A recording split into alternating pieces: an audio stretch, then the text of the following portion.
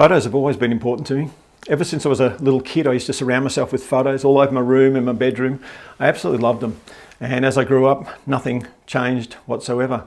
I don't like putting them in albums though. I don't like suffocating with plastic or waiting, a few years' time you come back and they've got those yellow edges around the outside. Rather, I like to free them up and let them fly onto the walls around the house, whether they got blue tack on them or whether they have been put in a frame from an op shop that I bought, all different kinds of different frames, and just splattered all over the wall so that when I look up, I can see how God has blessed me through the family that He's given me and through the friends that I have. I never tire from looking at those photos. Among all these photos are a stack of them with my grandchildren and Florina and I in their different family groups or all together.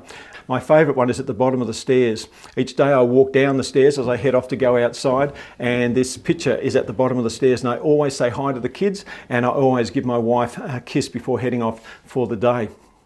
At the time of this particular story, Florina and I had 7 grandchildren, 8 including little Lily, who sadly never got to breathe air into her lungs in this life, and we held her for just a short time before having to say goodbye to her. But now Florina and I had another challenge in regards to gathering memories, and that was that Florina had just been diagnosed with blastoid mantle cell lymphoma, and she was dying. The sicker she got, the harder it was for all of us as a family.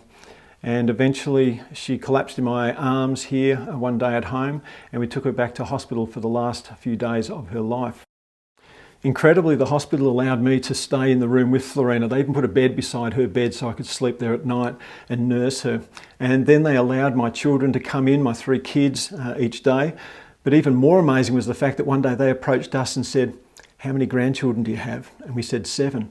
And they arranged a final meeting for our 7 grandchildren so they could see Nini for the last time.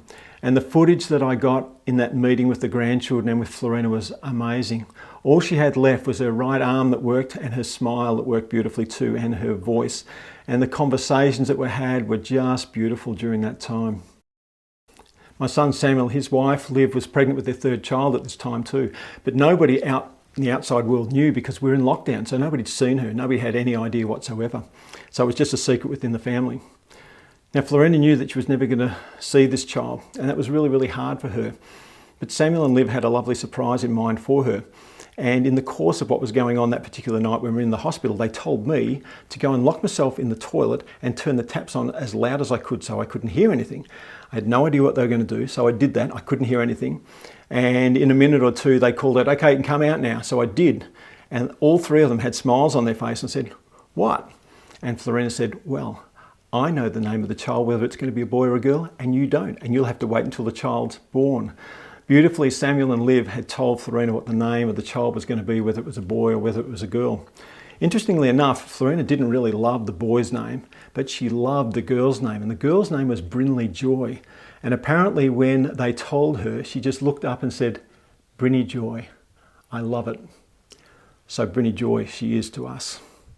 A couple of days later, Florina passed from this life into eternity, and the day that we buried her, we actually walked her up the street behind the funeral car with my kids and the grandchildren all wearing their fairy dresses that Florina had given them. It was a beautiful, beautiful moment, and people lined the streets giving us single flowers to take up to be buried with her. For the next few days and weeks after that, we received beautiful messages from those who loved Florina and those who knew her from church and outside church as well, because they hadn't seen her for such a long time. But Samuel and Liv also got some messages too, which were congratulations. Because you see, as we walked up the street, the dress that Liv was wearing was a little bit tight, and for the first time people realised that there was another little baby coming along into this family as well. On the 1st of February 2021, Brinley Joy Ramsden was born. Brinny Joy to Florina, and now Brinny Joy to all of us. And joy was exactly what she brought to our family that was still mourning the loss of Florina, or to the grandkids, Nini. When she was born, Samuel was the only one who was allowed into the hospital because of the COVID restrictions at that time, and my daughter Kobe, who was a midwife in that same hospital. And when they rang to tell me that Brinley had been born, the first time I heard her voice, her little squeak, her little cry, I just broke down and cried. For me, it was the first time that I had to do that without Florina. It was really hard. I could hear a little voice in the background And I was so used to being with Florina when we heard our little grandchild for the first time. So that was really, really tough.